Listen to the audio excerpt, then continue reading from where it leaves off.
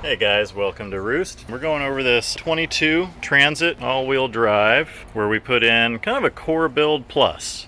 We end up putting in our upper paneling and smooth rail mounting system with a lighting package. We also put in a lower rail system where we attached our Phuket bed system that has a flip-up kit installed in the back as well as a flip-up kit installed in the front.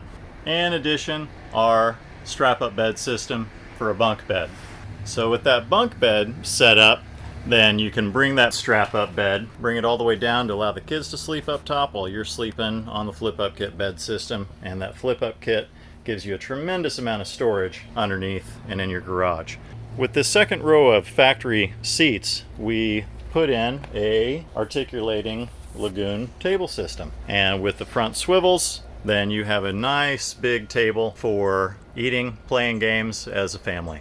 Now in this case, these felt-lined rails allow for great storage of this large second row seating table. Slip the table in to the storage tracks, has a stop on the bottom, safety tie, and then the table is out of the way while you drive.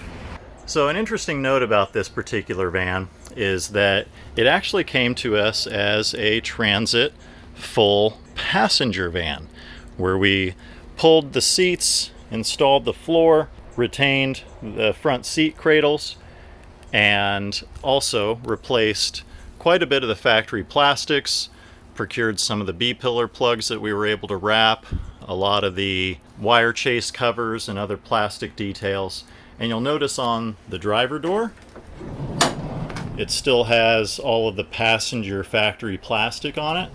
Same thing with the back doors as well. We just kept those in place.